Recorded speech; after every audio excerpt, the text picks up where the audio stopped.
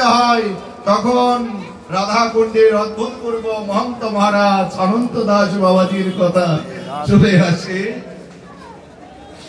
যখন এই আশ্রম নিয়ে কথা বলতে হবে, যে কোনো ভাবেই হোক না কেন, তখন জগদীশ গোসাইয়ের কথা চলে আসে।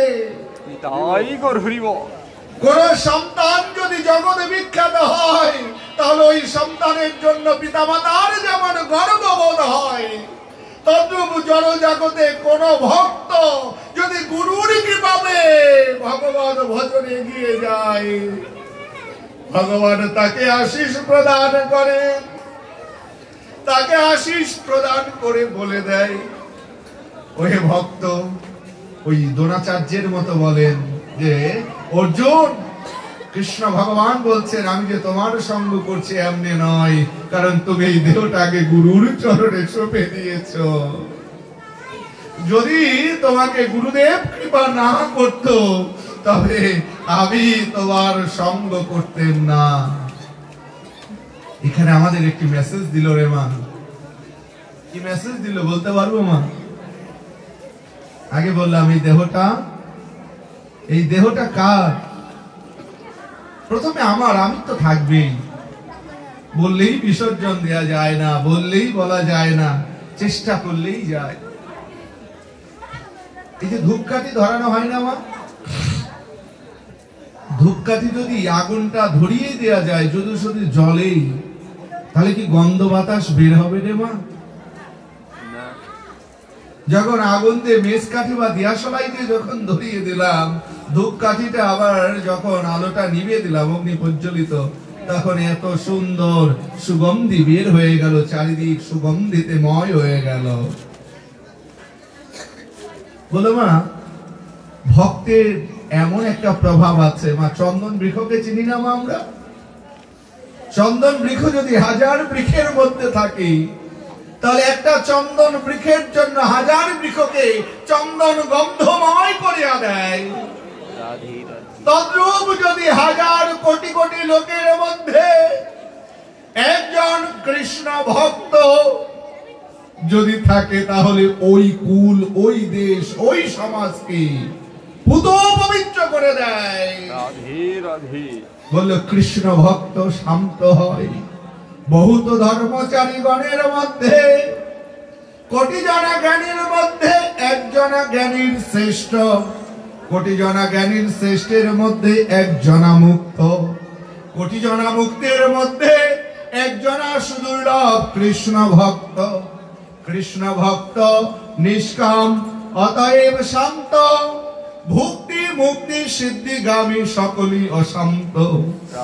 বলছে ওই প্রদীপের মতো হও, আস্তে আস্তে করে জ্বলো। ধূপকাঠি এমন ভাবে জ্বালিয়ে দিবে, ভক্তির প্রেম জ্বালিয়ে দিবে, যাতে করে তোমার মধ্যে যে ভগবানের কৃপা আছে, ভগবানের প্রেম আছে, ভগবানের করুণা আছে, ওই করুণা দেখেই তোমাকে বুঝবে তুমি ভক্ত। কিন্তু নিজে কখনো প্রকাশ করিতে যাবে না তুমি ভক্ত, তাহলেই তোমার বিপদ। সমাজে আমরা কি করতে চাই মা? আমরা নিজেকে প্রকাশ করতে চাই। ওই প্রকাশমানা শক্তি যদি আমাদেরকে প্রকাশ না করায়, জগতে এমন কারো শক্তি নাই সে প্রকাশিত হবে। গতকালকে 3টি নারীর কথা বলেছিলাম মা, ইরা, পিঙ্গলা, সুষমা। কোথায় না অবস্থান ইরা, পিঙ্গলা, সুষমা? মূলাধার, আর এটা হলো সহস্রসার, তাই তো রে মা? মূলাধার, সহস্রসার। দেখবেন এই যে মেরুদণ্ড, মেরুদণ্ডের দুই পাশে দুইটি, একটা হলো ইরা আর একটা হলো পিঙ্গলা, মাঝখান দিয়ে সুষমা, সত্যগুণ। আপনার আমার জীবনে তমগুণ আসে, আপনার আমার জীবনে সত্যগুণ আসে, আপনার আমার জীবনে রজগুণ আসে। চোরের মনেও সাধুর চিত্ত হয়ে যায়, আবার কোনো না কোনো সাধুর মনেও কোনো না কোনো সময় অসৎ উদ্দেশ্য জাগ্রত হতে পারি। মহাজনগণ বলছেন, আমরা শুধু বলছি। দুই বন্ধু এক বন্ধু প্রতিদিন ভাগবত সঙ্গ করে, ভক্ত সঙ্গ করে, দূর দূরান্তে ছুটে বেড়ায়। ওই বন্ধু তো যায়, আর এক বন্ধুকে ডেকে নিতে পারে না। বলছে ভাই চল না ভাগবত সঙ্গ ভক্ত সঙ্গ করে আসি। বলছে এই তোর ভাই আমার একটা কাজ আছে, আমি যাব না, তুই যা। বলে চলে আসে। যে প্রতিদিন ভাগবত সঙ্গে আসে, ভক্ত সঙ্গে আসে, সাধু সঙ্গে আসে, সেই ব্যক্তি সাধু সঙ্গে এসে আজকে চিন্তা করলো ও তো কোথাও যায় না, সাধুগুরু বৈষ্ণব ভক্তের সঙ্গও করে না, কারো কাছেই যায় না, অথচ জড়জাগতিক কত উন্নতি। আর আমি প্রতিক্ষণ ভগবানকে স্মরণ করি, ভগবানকে মানি, প্রতিক্ষণ ভগবানের নাম ডাকি, অথচ ভগবান কত আমাকে দুঃখ যন্ত্রণা দিয়েছেন। হ্যাঁ, ভগবান যা ওই চিন্তা করতে করতে ও আজকে কোথায় আছে? ও তো অবৈধ সংসর্গ করে। কি সংসর্গ করে মা? অবৈধ সংসর্গ করে।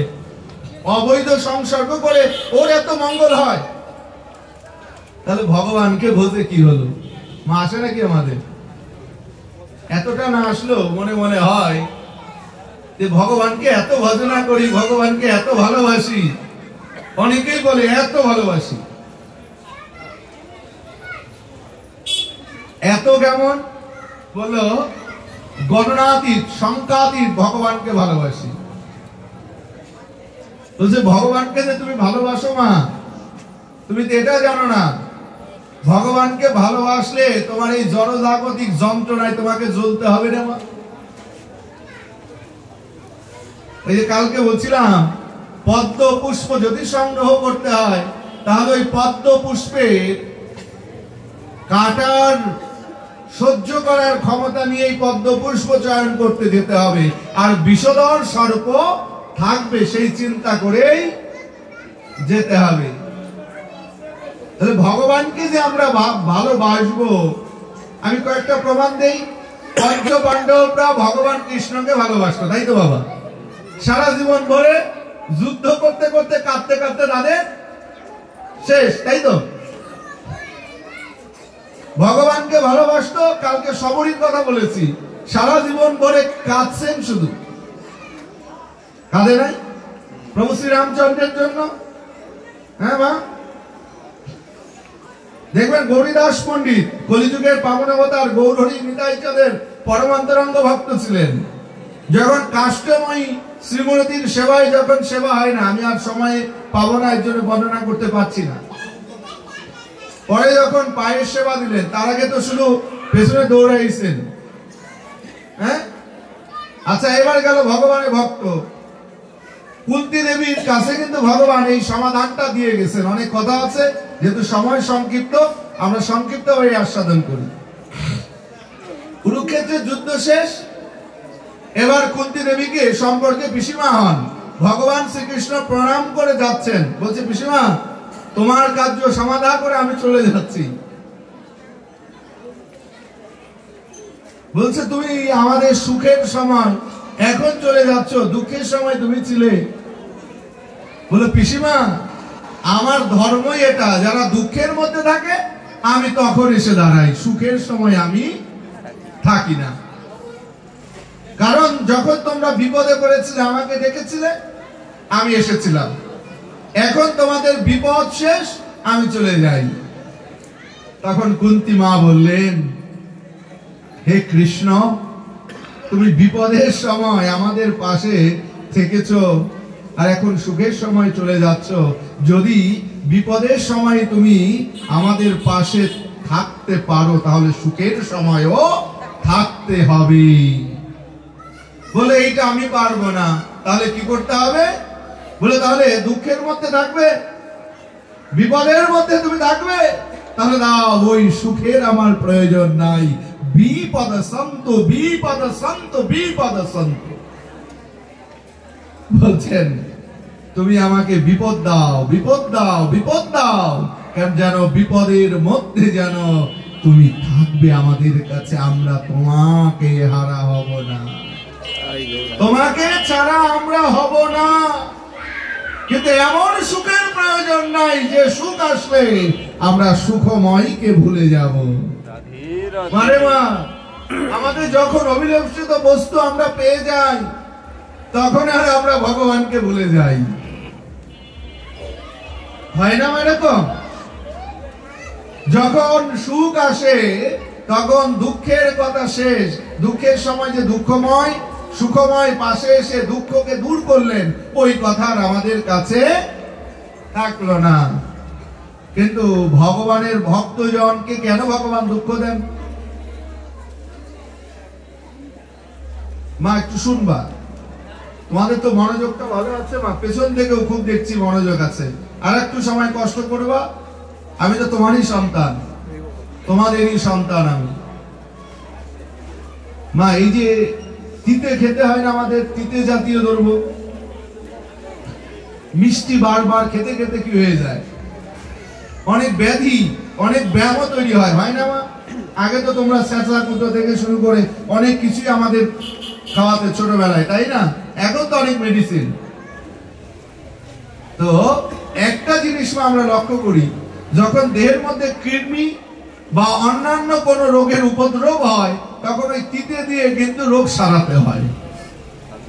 ভগবান দেখলেন যদি এরা তো আমার ভক্ত হয়েছে, আর এরা যদি সুখের মধ্যেই, জনজাগতিক সুখ এদের জন্য বৈধ না, এদের জন্য পারমাত্মিক সুখ বৈধ, অতএব জনজাগতিক ব্যাধি যদি নির্মূল করতে হয়, এই জগতে সুখ সুখ না রে মা।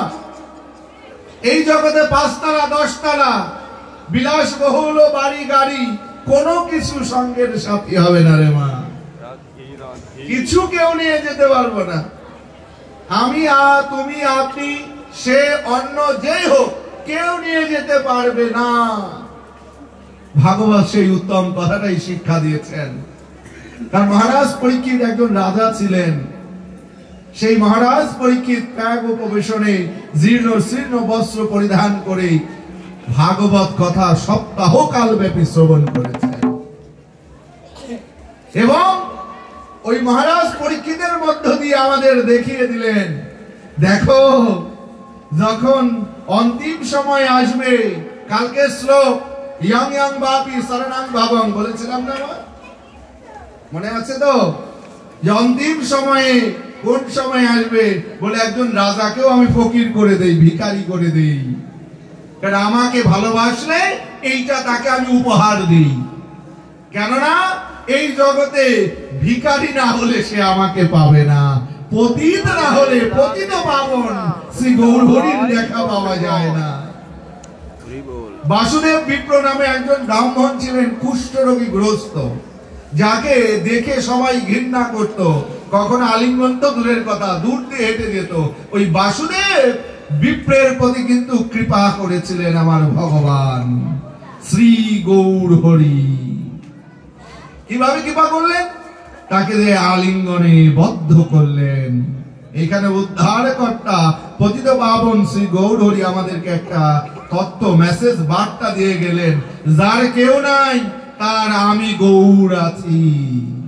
কারণ আমার নাম হলো পতিত পাবন। বা মা কীর্তন হয় না ভোগ আরতিতে? ভোগ আরতিতে কীর্তন হয় না? ভোগ আরতিতে কি কীর্তন করা হয়? পতিত উদ্ধারণ শ্রী গৌর হরি। পতিত পাবন, যদি পতিত না হওয়া যায় রে মা, তাহলে পতিত পাবন গৌর হরির কৃপা লাভ করা সম্ভব নয়। এই জন্য পতিত হতে হবে, এই জন্য দিনহীন কাঙাল হতে হবে। কারণ ওই যে আভিজাত্য বোধ থাকলে হবে না। এখন দেখবেন ভাগবত ব্যাসাসন আভিজাত্যে ভরা। আপনারা আমার প্রতি অনেক অসন্তুষ্ট হবেন।